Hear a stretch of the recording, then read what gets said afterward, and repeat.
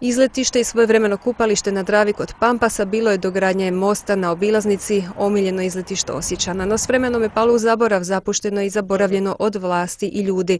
To se međutim ovih dana mijenja, zahvaljujući naporima čelnika gradske četvrti Retvala, koji u tom imaju i potporu osječkog HDZ-a. Želja je revitalizirati spomenutu lokaciju, a prvi radovi obuhvatili su u suradnji s Hrvatskim vodama uređenje plaže, odnosno refuliranje rijeke, a danas su postavljene izletničke garniture u vrijednosti 30.000 kuna. Narednih dana bit će postavljen vrtni roštilji, koševi za otpadke, dok će u skoro vrijeme biti uređeni tereni za odbojku te bočalište i mali nogomet.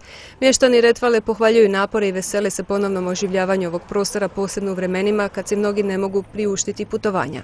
Iz gradskog odbora HDZ-a poručili su pak kako će u okviru idućeg gradskog proračuna tražiti jaču decentralizaciju gradskih sredstava prema mjesnim odborima i gradskim četvrtima, jer napori ljudi u ovom primjeru pokazuju kako ljudi iz tih razina najbolje znaju problematiku i želju svojih sugrađana.